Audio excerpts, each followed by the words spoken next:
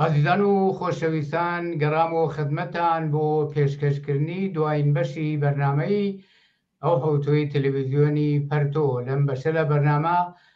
هەولزەریلی ڕەزایی ئەندامی کۆمیتەی کوردستانی حیزبی حکمەتیسمان لەگەڵا قسە و باسەکەین سەبارەت بە دیاردەی دژی ئینسانی نیزامی سەرمایەداری دژی منداڵان. پێشەوەی پرسیارەکانم ئاراستە بکەم هاوڕێ زەلیلەگە دەنگی منە بیسی خۆشاتی بۆ ئەم بەشە لە بەرنامەی ئەوڕۆی تەلەڤیزیۆنی پەرتۆ. زۆر سپاس تەشەکورتان دەکەم بۆ بانگێشەکە و سپاس بۆ هەموو بینەرانی تەلەڤیزیۆنی پەرتۆ. زۆر سپاس بۆ تۆش. هاوڕێ زەلیل هەر وەکو بۆ خۆت ئاگاداری لە دنیای سەرمایەداریە بەتایبەت لەم عەسرەدا و لەم شەرایەتە کەلان ئێمە بە یەکۆ قسە و باسەکەین دەیان و سەدان دیاردەی دژی ئینسانی وجودی هەدا ستەم عەلەی ژنان عەلەی خەڵکی کرێکار و مزبجیر و فەقیر و هەژار لە ناو ئەم دیاردە دژی ئینسانیانەدا ناشرینترین و دژی ئینسانی ترینی ئەوانە دیاردەی کاری منداڵانە کە بە شکڵایی جۆرا و جۆر لە وڵاتانی جۆرا و جۆر بەتایبەت وڵاتانی دواکەوتوو چ بە لەحاظی اقتصادیەوە چ بە لەحاظی مناسباتەوە چ بە لەحاظی فەرهەنگەوە و لە ناو هەمووی ئەوانەشە تایبەتی تر وڵاتانی ئیسلامی ئەم زوڵم و ستەم و دیاردە دژی ئینسانیانە دژی منداڵان بەکارە برێ. لە مناسباتی سەرمایەداری هەر وەکو بۆ خۆت ئاگاداری نە بەرپایەی ئەردەش و احترام بە ئینسان بەرپایەی حورمەت و جایگای ئینسانی ئەو بەڵکێ بەرپایەی تەوان و زەرفێتی ئەو ئینسانە لە تەولیدا کە سەرێ بتوانێ سووداوەر بێ بۆ سەرمایە و ساحێبانی کارخانەکان و سەرمایەداران. و ئەما بینین ژنان کرێکارانی وەسیعی کۆمەلگا و لە هەمووی ئەوانە کوتم دڵتەزێنتر مەسەلەی کاری منداڵانە کە دیاردەیەکی دژی ئینسانیە دژی منداڵان بەڕێوەچێ. نەزەری ئەوە سەبارەت بەم دیاردە دژی ئینسانی و کەسیفەی مناسباتی سەرمایەداری بزانین دژ بە منداڵان فەرموو. زۆر سپاس. ئەوەی ڕاستی بێ منەمەوێت بە دوو منطق ئەم باسە یا دیدگای خۆم خەمەڕوو لەسەر مەسەلەیە. ئێمە لە دنیای با بڵین تەبیعەتە لە ناو سروشتە منطقێکمانەیە بە ناو منطقی بەقا. ئەم منطقی بەقایە یانەکان حیوانات حەقیانێ بۆ مانەوەی خۆیان بکوژن ببڕن و نابودکەن و لێرە ئەمان ناچارن. حیوانات مەوجودات زیینوو ناگوزیر و ناچارن لە ڕقابەتێکی بێئەمانان بۆ مانەوەی خۆیان. ئەمە لە قەڵمڕەوی تەبیعەت و سروشتە تا حەدێک ئەتوانین بڵێن ناچاریە و بەحاڵ تەبیعەت وایە. بەڵام کاتێکە ئەم ئەلگویە ئەم نمونەیە ئەگۆڕینەوە بۆ ئەلگویەکی ئیجتیماعی ئەیترینە ناو جامعە و ئەیکەین بە ئیدۆلۆژی ئیترە مە تەنیا قانونێکی تەبیعی نییە و ئەبێ بە ساختارێکی ئیدۆلۆژی کە ئەم سەرمایەداری لەم دنیا مۆدێرنەیە لەم قانونە بەقا قانونێک کە بکوژە ببڕا داپاچە لەم قانونە تەغزیەکات. متاسفانە لە قانونی لە تەبیعەتە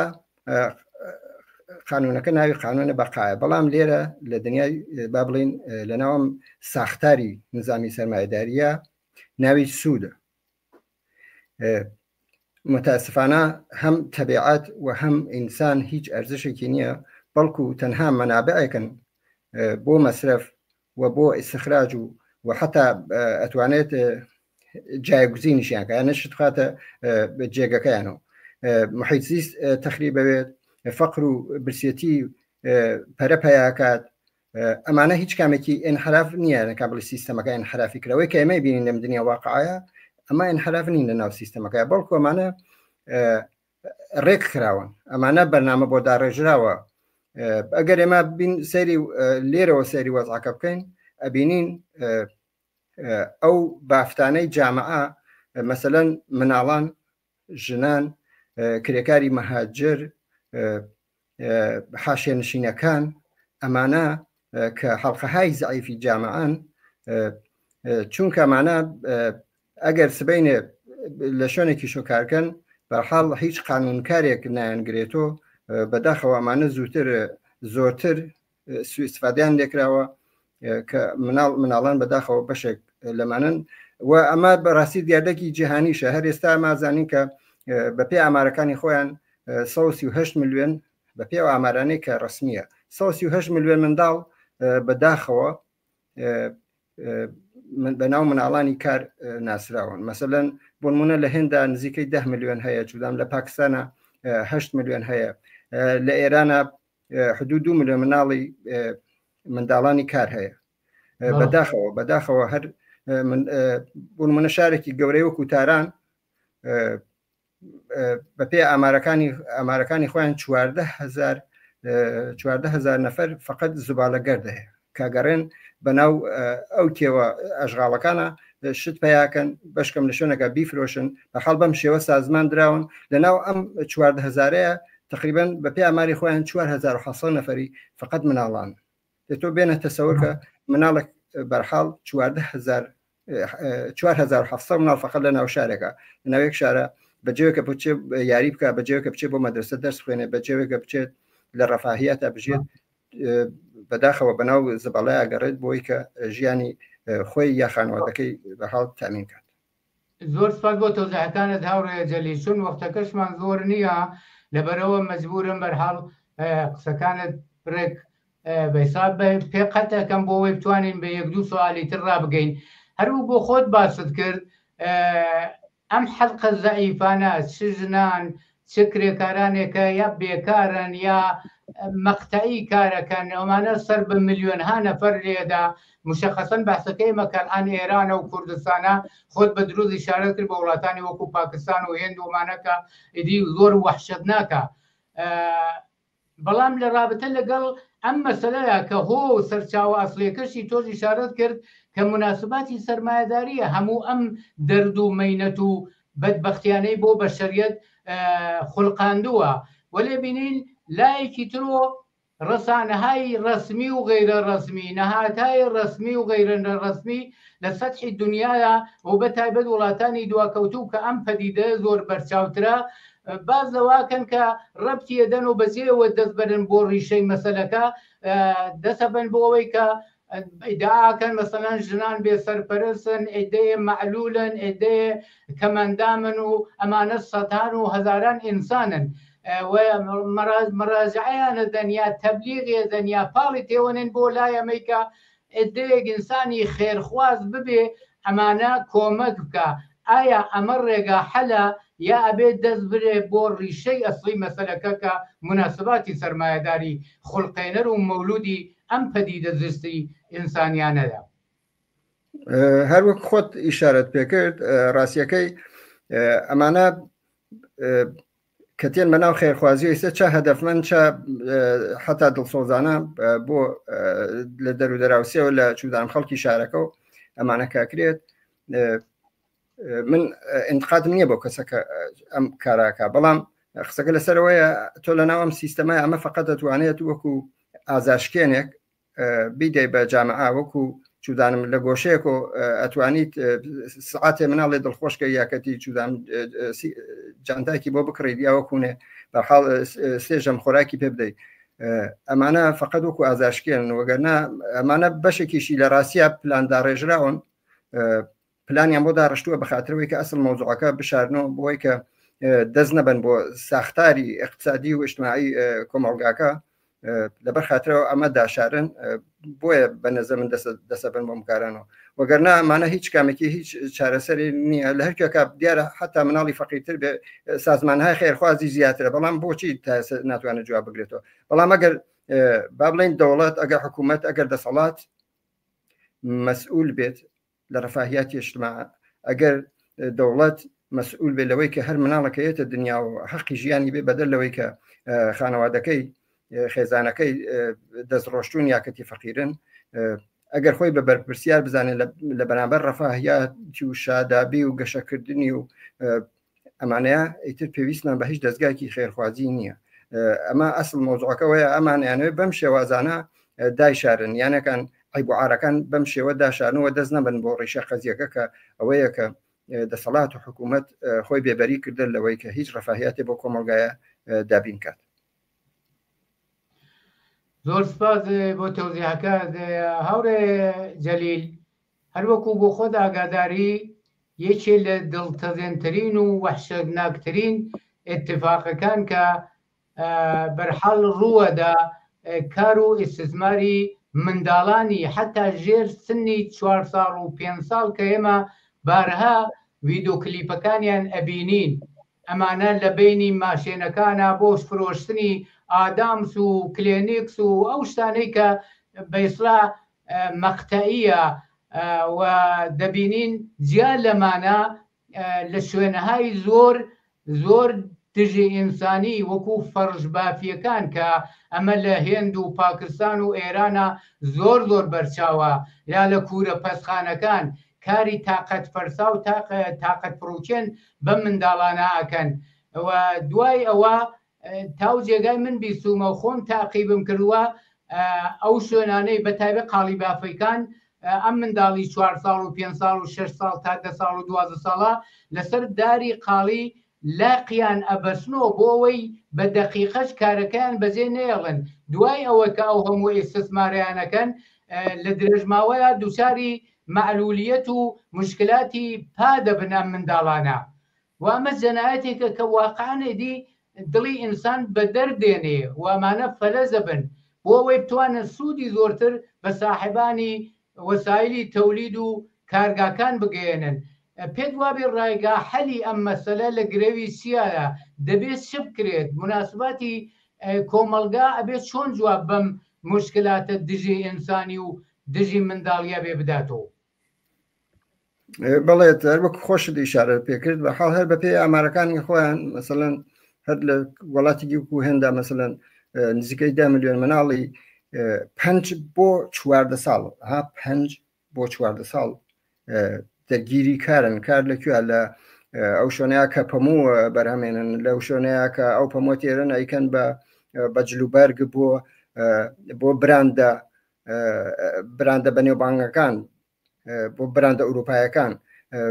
بەرحاڵ ئەمانە ئێمە وا سەیری قەزیەکەنەکە ئەمە خۆ جۆرێک نییە کە بڵێن ئەمە ناشرینێکی کۆمەلگا ئەمە پێویستیەکە یانەکە ئەمە زەرورەتێکە لەناو ئەم سیستەمە زەرورەتێکە بۆ کەڵەکەکردنی سەرمایی زۆرتر یانەکان شتێک نێکەوان پێیان عیبێت یان ئەم سیستەمە بەسم خودی سیستەمەکەیە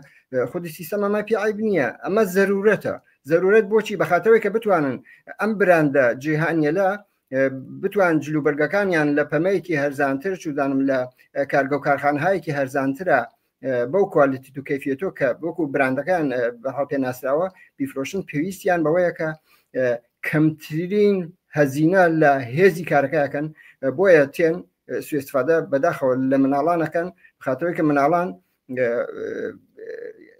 مناڵان ناتوان دفاعکەن لە خۆیان و مناڵان هیچ قانونکارێ نایانگرێتەوە مناڵان بەو شێوازە کەوتمان بەجێەوەی کە بچێ بۆ مەدرسە ناتوانن دیفاع لە خۆیان کە ناتوان دفاع لە خۆیانکەن و هیچ کەسێکیش نێدفاعیان لەکە بۆیە بە کەمترین هەزینە بە 7 ساعات و 8 ساعات کاریان پێەکەن و بەرحاڵ بۆەوەی کە هەم سوودەکە خۆیان بەرهەمبێن و هەم بتوان فراوردەکانیان بەحاڵ بە شێوەیە کە بە هەرزان بە هەموو شوێنێکی بگەنن یانەکان مەبەستمەوە ئەمە لەکەیەکی عیب نییە لە ڕوانگەی ئەوانەوە کە بێن هەنگاو هەڵگەن مەسەن بۆ چارەسەریشی ئەمە زەرورەتێکە بەڕای من ئەوەیە کە بێت کۆمەلگای بەشەری بەحاڵ زیاتر بەخۆیان بێتەوە ئاگاتر بێتەوە بەحاڵ ئەو تعریفەی کە سیستەمی سەرمایەداری داوێتی لە بەشەر کە بەشەر هیچ معنایکی نییە بەشەر کاتێ معناپەیاکە کە لە پرۆسەی کار و تەولیدا چەندێک ئەتوانێت تەولیدکە هەتەوای ڕابط و مناسباتەکەوەیە یانەکان تەواوی ڕابط و مناسبە حتا لە سەتحی کەلانیشە رابطەی دەوڵەتی لەگەڵ دەوڵەتێکە لەسەرەوەی کە چەندە سوودەکات یانەکە ئەم مەسەلەی سوودە بۆتە باعث ئەوەی کە ئەم فروپاشەی لە جەماعەی بەشەریات دروست کردووە بە نەزەر من بۆیە تەنیا کاتێک دەتوانین کە ئێمە بین خەڵک زیاتر ئاگا بێتەوە ئەوەیە کە ساختارم سیستەمە بگۆڕێ ساختاری اقتصادی جامعە بەشەریە بگۆڕێ لە هەموو دەوڵەتەکانە بەتابەتی لەو دەوڵەتانەیە کە ئیتر وا خۆمان نەزانین کە تازە خەریکە لەبەر سەنایەوە ئەوانە پێشڕەفتەکەن و بە حاڵ نیروی کاری هەرزانیان هەیە وە زیاترە چەوسێنەوە کە هیچ قانونێکی شیتیان نیە تازە لە وڵاتانەشە کە قانون هەیە لە وڵاتی گوگو ئەمریکا خۆ قانون هەیە کە مناڵ کارکردن بە مناڵان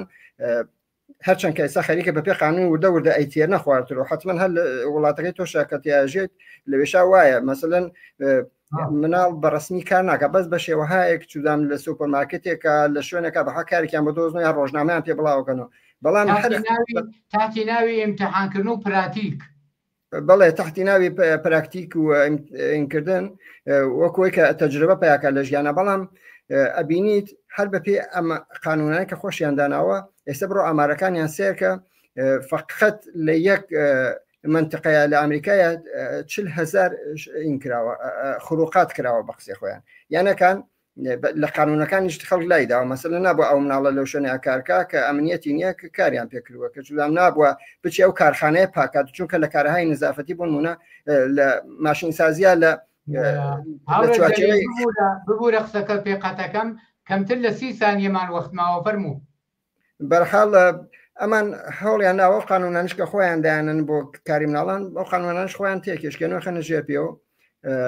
مەبەستمەوە بوو بەڵێ زۆر سپاس بۆ تۆزیحەکانت هەروەکو خۆت ئیشارەت پێکرد من لە وڵاتی سوێدم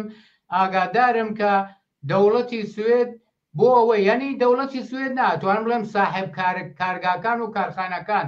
بۆ ئەوەی بتوانن ئەمی استثمارە بکەن زۆر ڕاحەت سەرمایەکانی خۆیان مەسەلەن مەورد بووە کە من بۆ خۆم ئاگادارم زۆربەی بەشی لە کارخانەکەی ناردووە بۆ تورکیا بۆ ئێران نازانم ئاگادارنی ممکنە بۆ هێند و پاکستانیشی نردوێ بۆ ئەوەی لەوێ کاری هەرزانتر لێرە دەستمزدی کرێکارێک لێرە کە لە سوێد ئەیدا لەوێ بە 5 نەفەر بۆ ئەوەی سووداوەریەکەی زۆرتر بێ ئەم کاراناکەن زۆر سپاس بۆ تۆزیحەکانت و بۆ بەشداریت لەم بەشە لە بەرنامەی ئەوڕۆی تەلەڤیزیۆنی پەرتۆدا چاوەکەمی زۆر سپاس بۆ هەموو بینەرانی تەلەڤیزیۆنی پەرتۆ بینەرانی عزیز و خۆشەویست بەم جۆرە هاتینە کۆتایی بەرنامەی و حوتۆی تەلەڤیزیۆنی پەرتۆ لە هەر شوان ساخی و سەلامەتیتان ئارەزوومانە و شاد